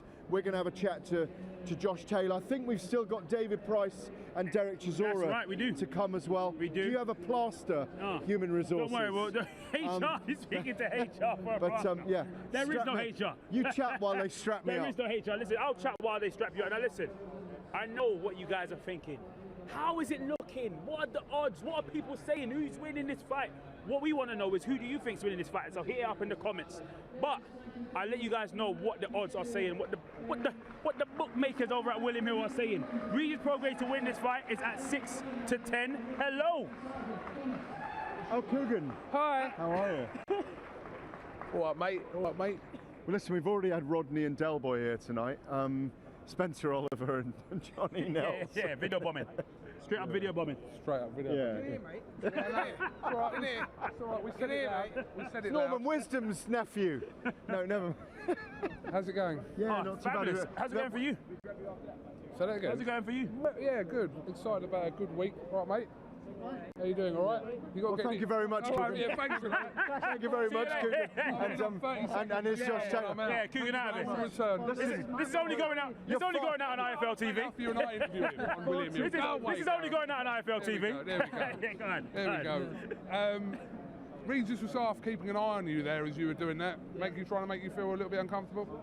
It doesn't make me feel comfortable. I can watch all he wants. It's not going to make any difference. So I can't wait on Saturday. Can't wait to get in there. I'm sick of this, like he said, the exact same thing. Sick of the sight of him, hearing his voice, hearing his stupid voice. I just want to get in there now and pan his head in. This isn't a hatred though, is it? This is kind of it's a rivalry and you two are kind of being back and forth with each other, but it's not, you don't hate him, do you? Right now, I hate him, yeah. I want to get in there and take his head off, so yeah, right now I don't dislike the guy. I don't, sorry, there's a lot of dislike for the guy, so maybe after the fight we can be friends and be humble. You know, he probably is okay, he probably is a good guy, but right now he's my enemy, so well, after Saturday we'll maybe see how it goes, after I've beat him up and send him home humbly. He's been here, what, 3 weeks and that? So I'm sure you've seen all over social media, yeah, I'm him in all sick of the of press, hearing his voice. Hearing his voice on TalkSport. Gareth's supposed to have 15 minutes with him. Yeah. He had an hour. Like, what are you feeling about? I'm sick of hearing the sound of his voice. I'm sick of seeing his face, and I just want to get in there and go toe to toe with him and do the business, you know. So yeah, I'm fully prepared for whatever comes my way on Saturday. I believe I've got the answer for everything he brings. So yeah, I can't wait. You were never convinced that he really wanted this fight, but surely now, fight week, that it kind of proves that he probably did. Well, I don't think it was ever a case that he didn't want to actually fight. I just don't think he was very keen on coming over here to Britain to fight on these shores. But it got done. It's over the line. It's all in the past now. Whether it doesn't want it or not, we're here now, so it doesn't matter. It's good.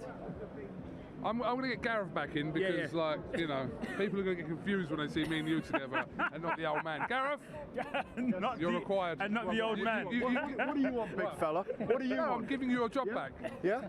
I'm giving you your He was job slacking, back. innit? He was slacking off there. I've got work to do, mate. I've got work to do. One head kick from Hal and Oi, Russell Crowe, take your mic. Green. Russell Crowe, take your mic. Thank you, Coogan. Thank you. Cheers. Actually, Russell Crowe, that's a good shout. Actually. That's what. Well, unfortunately, that's what Tyson Fury calls me. Although Russell Crowe can't kick like you. No, that's true. I bet he can.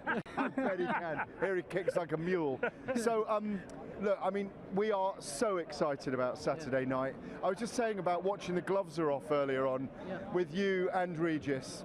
That, I mean, you guys go back and forth, and I mean, you have utter self-belief, but so does he.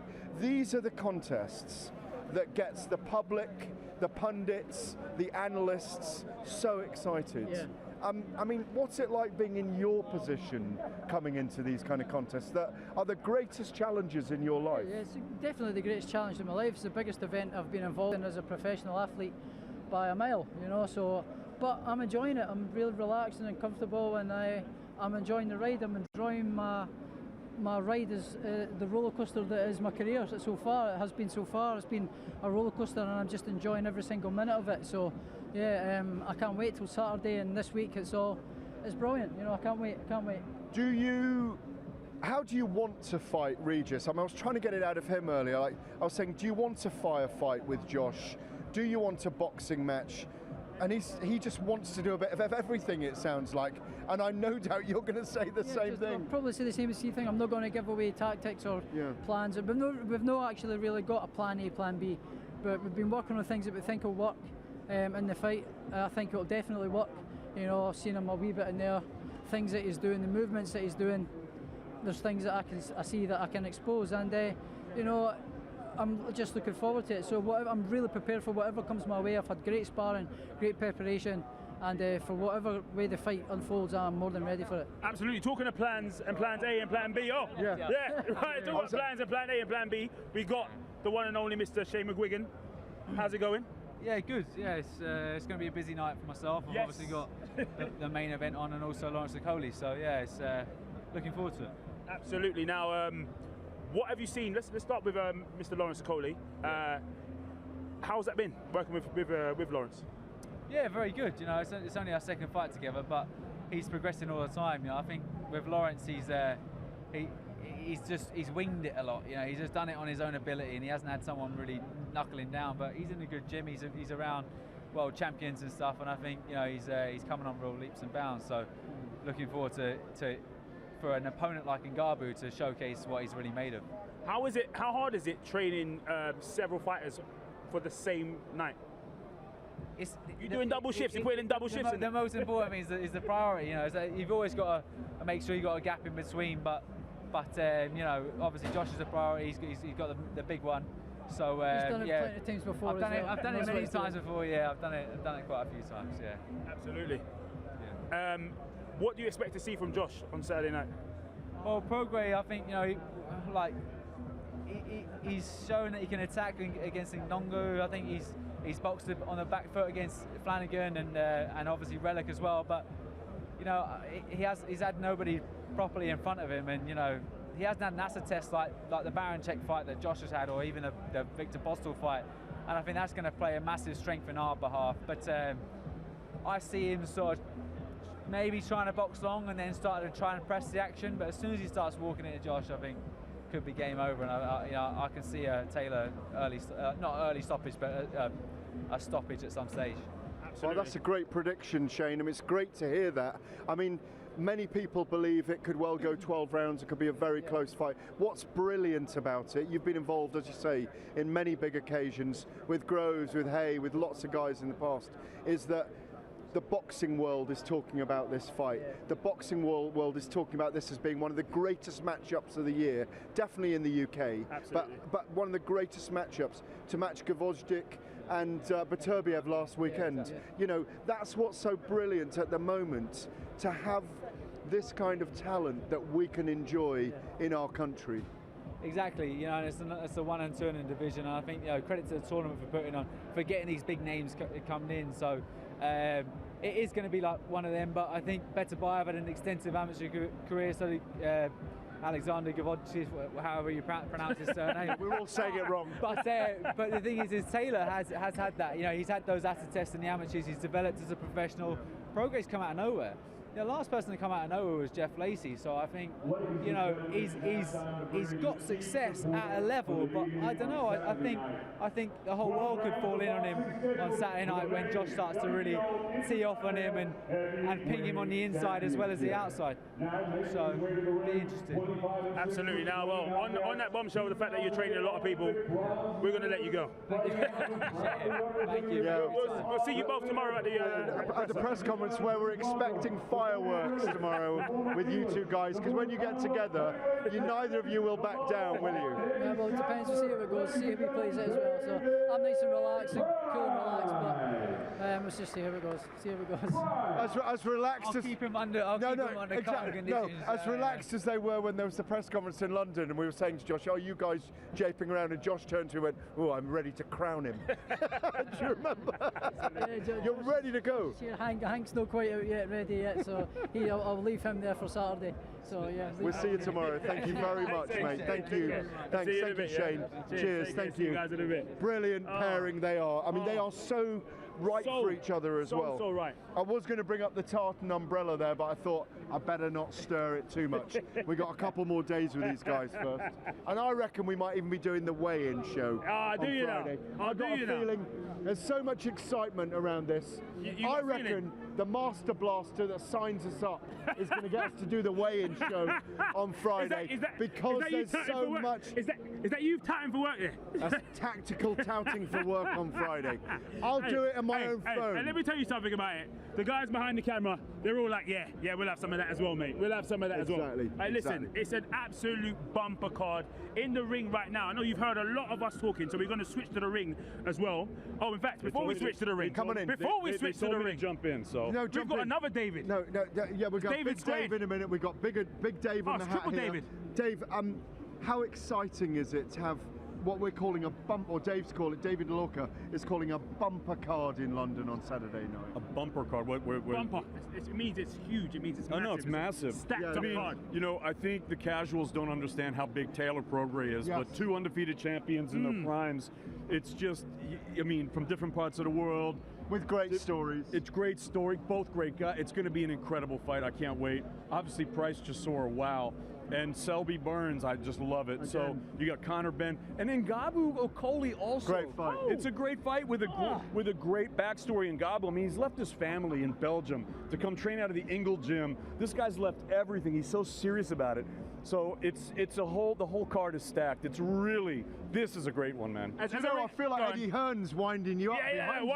Eddie's just rolling. He can take that. I'm a boxing man, and these are great fights. I mean, there's some really great fights. How is it for you being so close to fighters? How is it for you staying impartial in that sense, or how difficult is it for you to not have an emotional connection with these fighters? Because you have an emotional connection, right? Well, of course, I'm very friendly with many fighters, but it's very easy because I respect all fighters to get through the ring. So I always want the same thing: may the best man win, and please both stay safe. That's it. We were saying that with Lou DiBella actually, and he was saying how he'd criticised a fighter recently for. Quitting on his stuff. For quitting it. We said it about Anthony Joshua when he fought Andy Ruiz, and we were going back, and I know you're very close friends with Patrick Day as well, that we don't have the right, really, and I do agree with Lou, to say that someone's quit in a fight. We don't know what someone feels like on the day of a fight. We've all had days when we got flu and we can't even get out of bed. Imagine what that's like on a Saturday morning when you got that, and you got to go and fight a guy who wants to knock your head off. We've all been there on those days where we thought, God, how does someone fight when they feel like this? So it's that respect level which is so important in this sport for all these guys that we adore, really, and girls. I echo it 1,000%. Respect all fighters. Straight up and down. Now, finally, my final question for you is, for those at home that are wondering, how do I got a voice. I can. You know what I mean? I've got some decent set of pipes on me. I'm getting. Oh, you're about to get in there. All right, really quick. How do you become a ring announcer? On Craigslist. I answered an ad. No, just kidding. You grind, man. You work. You work hard. That's it. Straight up and down.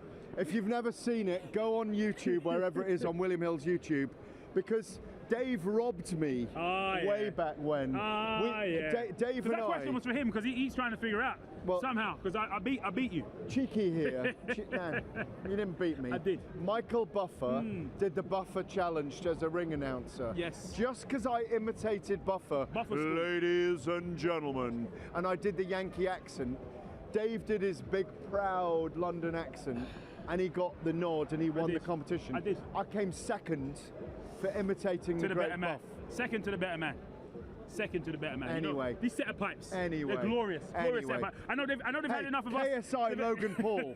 KSI. Never mind. Look at this guy. We'll argue about that when we get to LA. They've had enough of seeing us. Let's get to see the big man in the ring himself. The man who loves kangaroo meat. Absolutely. The man that springs in the ring.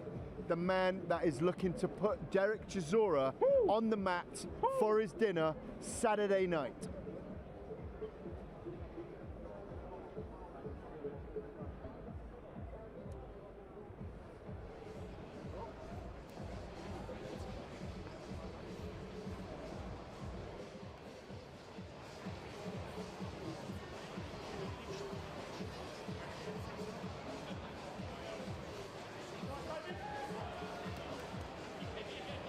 Ladies and gentlemen, one more round of applause for the popular Liverpudlian, David Price.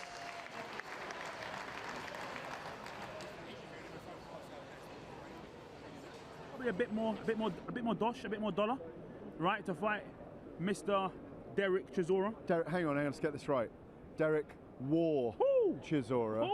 Okay. I don't know if you saw Anna Woolhouse's interview with Derek Chisora. I did. Very good. Yeah, out on the Derek War, out on the farm.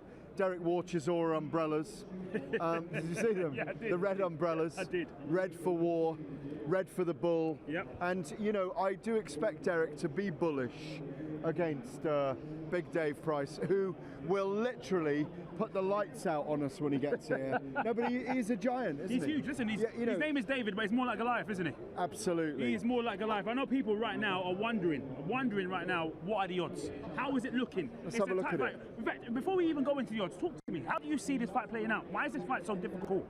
Well, it's very difficult to call because David Price always has that equaliser of a right hand. He's just had a very good win against Dave Allen. He's 3-0 in his last 3. When David has been stretched during a contest, he starts to lose focus in a ring. That's what we've seen. But he didn't against Dave Allen. He relished it and really enjoyed the fight. I do think Dave Allen is a level below David Price, certainly in power, and that's what we saw in that contest. I'm being questioned here, but that's just my belief. I think with Derek Chisora, he's been in with the very best. I've watched him live, 12 rounds with Vitaly Klitschko. He thought he was going to destroy David Hay, who's now his manager. We've seen manager-promoter. We've seen many evolutions of Derek War Chisora, and right now he's the fittest we've ever seen him. 24 rounds or 23 rounds with Tyson Fury. He's been in with the very best. He turns up in different moods, but the last 3 or 4 times we've seen him, he's been up for it. The 2 losses to Dillian White were tremendous fights. Absolutely. He was meant to be fighting Joseph the Boxer Parker, who got bitten by a spider, like his nephew Peter Parker. and Joseph Parker's now sitting in a giant spider's web in Las Vegas with his hands behind his head. I can't believe you whipped that reclining. One up. Peter Parker. Peter Parker, Joseph Parker. They're so corny, these jokes. Oh my days. No, but look, it's a late notice fight. David Price has nothing to lose, as I said earlier. So if he gets in against Derek Chisora, maybe gets a Dillian White fight next. That's another headliner. You never know. True, absolutely right there. I was about to cut you off, but you ended that because I was about to hit them with the odds. Hit them with the odds. No, Derek Chisora to win this fight is at 2-9. A draw's at 33-1. Listen, it's heavyweight boxing. I can't see a draw happening out here. All right, especially with the right hand, as you mentioned, of David Price and the war that Chisora likes to go into. So Derek Chisora to win is at 2-9. David Price to win is at 3-1. Which is some so Derek's an overwhelming favourite. So it's not really, you have to put you know, 9 of your houses on, if you've got 9 houses, to win 2 houses. We're not all Gareth A. Davis. No, but if you've got 9 houses and you won 11, and you think that Derek Chisora is going to walk this, you can bet on that. I think you're better off putting 20 quid on that. Yeah? Myself. Cheeky 20. No, cheeky 20. Look, this is heavyweight boxing. It's Indeed. like no other weight division. When someone's got an equaliser in that right hand like he has, and the big left hook, it's not worth risking 9 houses. Can I just make that clear? Yeah? Because you don't want to start. You don't want to start. Yeah, not at all. Not in the slightest. Yeah. Well, to let you know, round by round betting, the shortest odds for Derek Chisora is rounds 5 and 6, 10 to 1. Round 4 is at 11 to 1, and round 7 is at 12 to 1. Well, the reason for that is, historically, David Price has gone to sleep a little bit in rounds 5, 6, 7, and has lacked interest in a fight if it is not going his way. But you know, he looked differently focused against Dave Allen recently, and he hasn't given up the ghost on his career. He knows he's only 2 or 3 more wins away, potentially for fighting for a world title. And so the lights just went out momentarily. The lights just went out momentarily. There he is. You've grown. You have grown. Hey, you have grown. Got me Cuban eels on. You've been eating your Weetabix. Cuban eels. You've been eating those kangaroo steaks again. Again. Always on the kangaroo steak. Kangaroo steaks in my omelettes and everything. Gareth. I was just saying before you came in that I don't mean you've got nothing to lose, but you have, because you have. But yeah. You've had a great run recently. You had a terrific performance against Dave Allen. I mean, if you recall, I could not understand why people were writing Dave off against Dave Allen. Do you recall? Yeah, you did. And I did not see it. You went out there and you were utterly focused in that performance. And you saw how much it meant to him as well. Exactly. Is that what you need to do against War Chisora? Because the elevation in a victory in this fight, David, is enormous. Yeah, it's potentially life-changing, isn't it? So, you know, it's all good and well getting the opportunity to fight on this show and getting involved in a big fight. But like I said last time to you in boxing, you know, as soon as you've stepped on the scales, your pace is paid.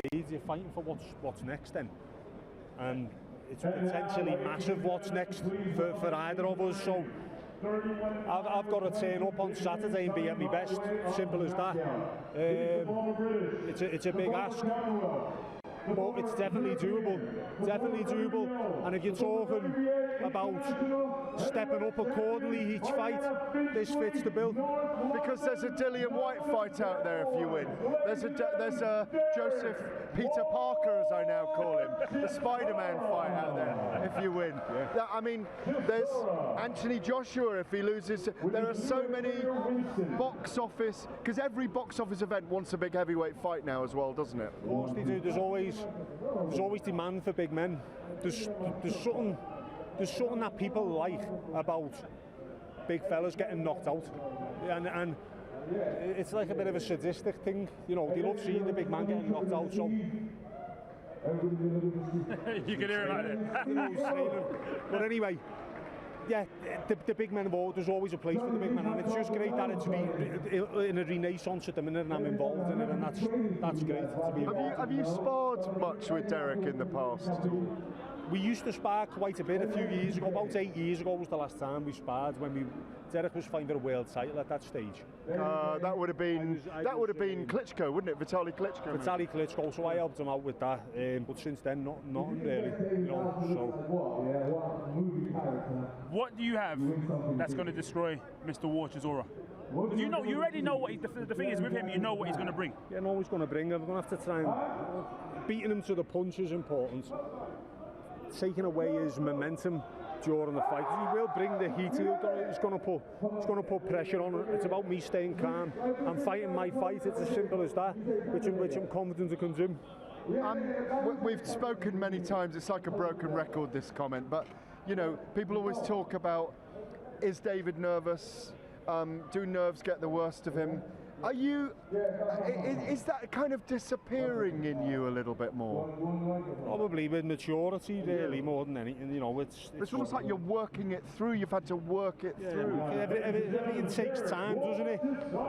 It's just been part of the process for me that I've had to deal with things like that, and you know, I'm maturing as a man, emotionally and mentally. So I think now at this stage, this is where I'm coming into my prime, you know, and it's as simple as that, you know, and nerves will always occur during any fight. If it's a bigger fight, if it's a bigger event, you're going to get nervous, but it's about controlling them, and I believe I've got to the point where I can now, so that victory over Dave Allen did really resonate for you, and we see in fight sports that, you know, Wilder's knockout of Dominic Breazeale, Jorge Masvidal's knockout of Ben Askren in the UFC. Yes. We see, because you've got such equalising power in your hands, when a big knockout comes, if you can get a dramatic finish, it resonates now on social media around the world. Yeah. And watch it, I don't want you to knock me out by spinning the hand around now. You don't need to flick me to knock me out, remember? So, but there is that potential because of what you've got, the size of you, the power of you. The showreel knockout, exactly. So you look, people are looking for that all the time, and it's a double-edged sword with heavyweight boxing, because if you're on the receiving end, it becomes like a viral thing, doesn't it? You know, where your kids. So you can just clip it up and and there's a lot of pieces of shit who watch boxing and call themselves boxing fans who kind of celebrate seeing a man knocked out. And it's embarrassing, to be honest, and for me there's no place in the sport for these people, but that's for another day. As far as it's all right if you're the one knocking them out, but you know, I'm not the person who'll go, right, I've knocked someone out and start sharing it on social media. People want to watch it. But it's boxing. You can get knocked out. But like I said, people have got like this thing about seeing a big man hit the floor. Because the bigger they are, the harder they fall, and that's true. But yeah, look, if I can get a showreel knockout, it skyrocket me stock. That's how it works, and I hope I do. But there's like a bit of a dark side to that for me, in my opinion. Off the people who try and like feed off it and think it's funny when it's a dangerous sport. Do you know what I mean? Absolutely. Now, we've talked about respect all night with everyone, with Lou DiBella, who was the promoter of Patrick Day, who passed away last week, with Regis Prograis surviving Hurricane Katrina. But so many people come to boxing with extraordinary stories, and sometimes we don't know about those stories. They don't come out till later on. You all have your reasons for doing this, and I appreciate your sensitivity on it, because we were talking about, we should never say that someone's quit. We should never say that someone's lost their appetite for it, because we were saying that there's days when you got flu and you can't get out of bed, and you think, how on earth could a boxer go and fight when they're feeling like this? Do you know? Yeah, I'm sure you've all had it. I've had it. Look, I've been accused of quitting in the ring, but I've had fights where I've been exhausted and the referee stopped the fight. But you know, people don't know what's going, how you feel at moments of time. If you're exhausted, you are exhausted, and that has happened in the past to me for different reasons, not pacing the fight properly, burning too much nervous energy before the fight. And for someone to say, oh, you quit, when you wanted to win with every ounce of your strength. Can I just say, your hands are so big that was like a whole chemist's supply of bandages around you. Big for a big man, to be honest. I don't think so. You were saying, I'm just saying, you know, it's one of the most judgmental sports in the world, boxing, and it's all on the one man. But look, we know what we're buying into when we turn professional, so you've got to take it, haven't you, one way or another, you know. There's an extraordinary amount of what I call schadenfreude, where people delight in other people's misfortune. But I don't know why. I don't have that in my nature. I like to have a laugh, and I'd rather do it face to face. I've had plenty of that over the last few years. People That's why your victory was meant so much to you. It did mean a lot, and obviously I was ready to retire if it didn't win the last fight. That was the stakes that was going in, and I won, and it was like, right, I've given myself a lifeline, so to speak, for my career, and now I'm in co-main event, mate, more or less on a pay-per-view show. This is what I wanted. This is what every fighter wants, and I've got it. And you know, I tend to make the most of it. Does stepping in? Sorry, David. Does stepping in?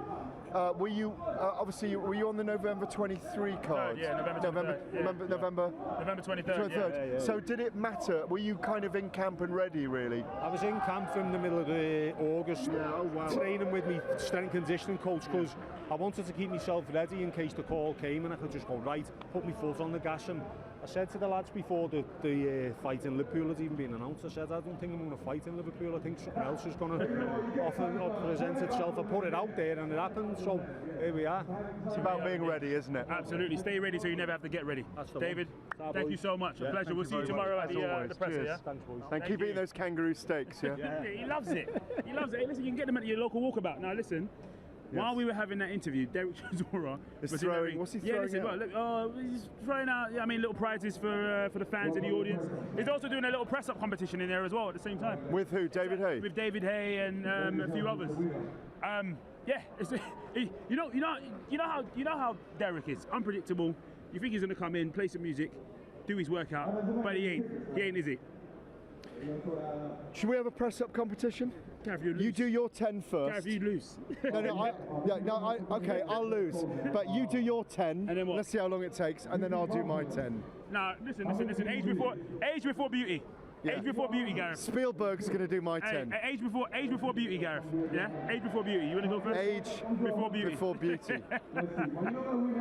Age and beauty. Before beauty. Before Dave. Listen, given health and safety, let me just consult health and safety. Am I allowed to do 10 press-ups right now? God, I'm getting the nod. No, I'm not doing 10 press-ups right now. No. You got the yes nod. It was like yes. If you can do 20 while I do 10, I'll do it. I can do 20 while you do 10. Yeah, let's just talk about the fights on Saturday night, yeah? Oh, boom. Woo! Didn't see that coming. Didn't see that coming at all.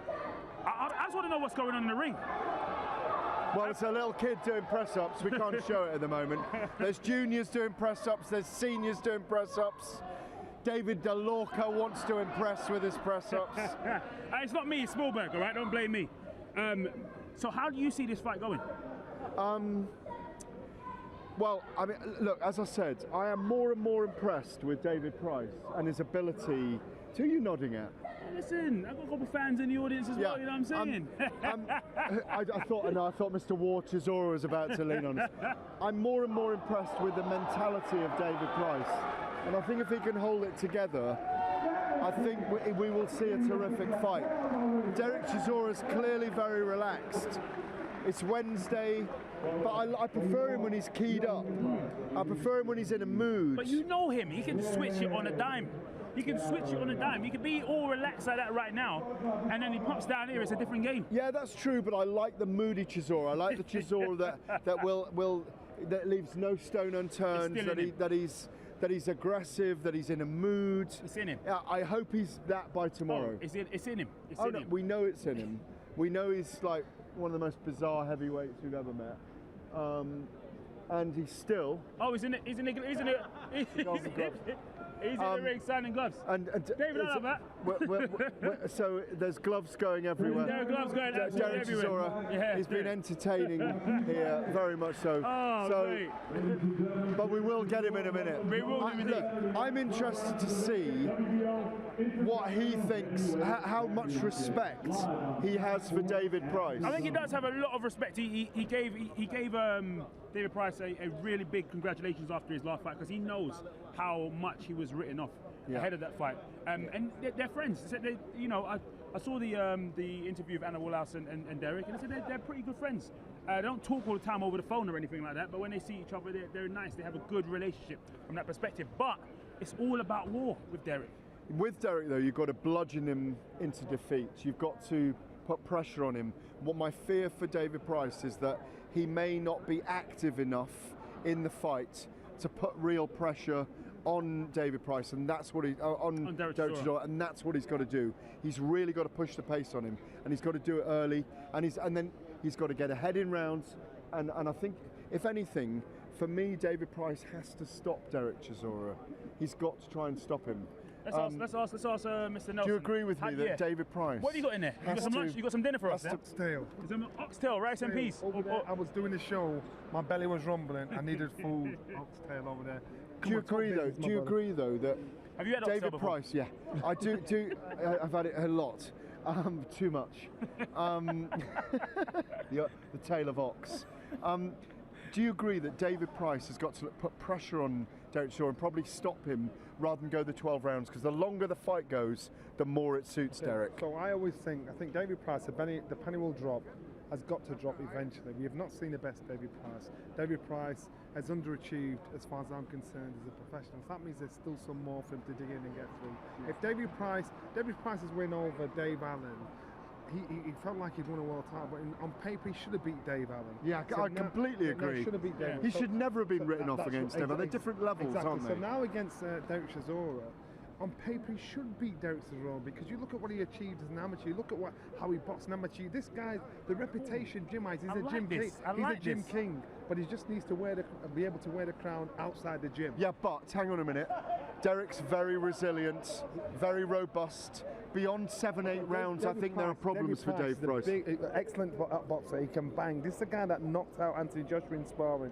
This is a guy that are we going formally on record on that now? This is a guy that it can bang, can punch in the gym.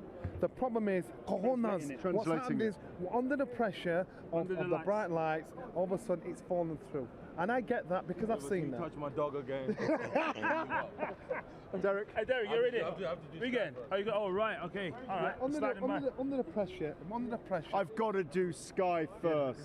What? Under the pressure. What I'm saying is, we've seen him fall to pieces. Now, if David Price can hold it together, we are in for an unbelievable ding-dong. An unbelievable. Hey, what's happening? How are you guys? Right. Well, what were you saying, Johnny? What were you saying? Under pressure. Where are you going? Under pressure. I am going home now. Okay. Listen. Right. You've been giving out gifts, doing press-ups. What a dog there.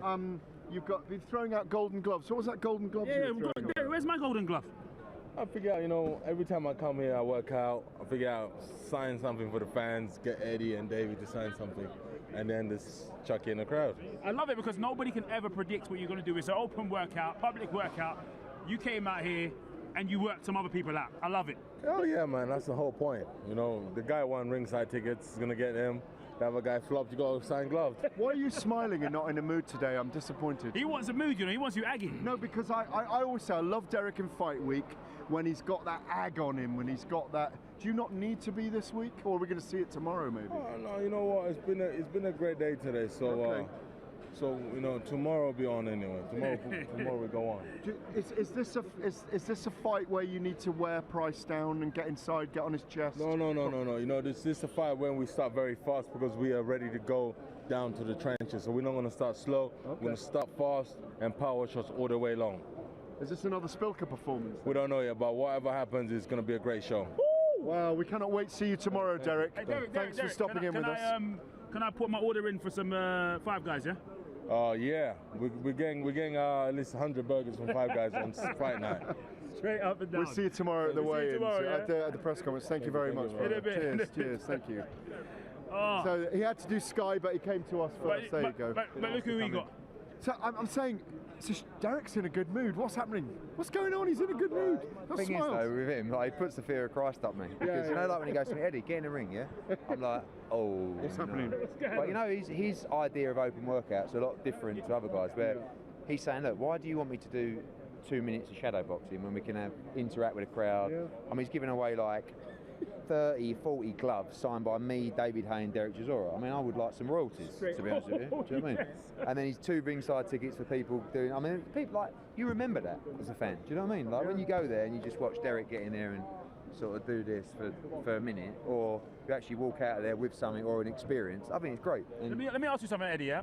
How soon after Parker dropped out, did you got bitten by a spider. Yeah, how soon after Parker turned into Peter Parker, did you know it was going to be Price? Do you know what, it took quite a long time, because my first thought was, well, Price Chisora is a classic, right? But what you got to do in that situation is, everybody knows you're up against it, right? So you've got, 4 weeks to go, something like that. So everybody's going to hold you to ransom, right? So then the calls start coming in from the agents, right? Oh, all right, mate. Yeah. What about who's offered? What about Michael Hunter? What about this guy? What about that guy? Hergovich? And I'm like, yeah. And the one that didn't come in was Price, because they knew that we were going to go to them, right? So it was like a 3 or 4 day standoff where no one called each other. Do you know what I mean? And I know, like, I'm by the phone like this, and they're by the phone waiting for the call, you know. And then all of a sudden I thought, fuck, I've got to call him now. I'm like, how you doing? Listen. I mean, I don't suppose David Price wants to fight, but I thought I'd give you a call and just out of respect ask you the question. No, I mean, you know, not at this kind of notice. He's not really ready. I'm going, well, he's been training for like 4 or 5 weeks already. Yeah, since for the November date. No, he's you know, he'd rather just box in Liverpool, which is the card I'm doing. Yeah. And I know how much money he was making in Liverpool because it was just a tick over. And I'm thinking, all right then. So I go, all right then. All right, well, we'll speak soon, yeah? Okay, mate. Yeah. Put the phone down, like, fuck. I didn't even get to the money, do you know what I mean? And it's like, it's just this standoff where it's like, so in the end it's like, look, how much do you fucking want? Do you know what I mean? And it's like, oh, it's not really about the money. Just fuck off. Yeah, sorry, excuse my name. Yeah, I was like, just tell me the number. All right, it's this. Oh my God. You know, all right, listen. And then you just go cold. You go, all right, listen, we're wasting our time. Speak to you later. And they know this is the fight. So they're like, all right, see you later. AKA, speak to you in an hour. Yeah, when you call me back. So then I'm like, you know, now come on, let's talk sensibly about this, you know. And again, they've got you over a barrel, but that's just boxing, and you do the best deal you can.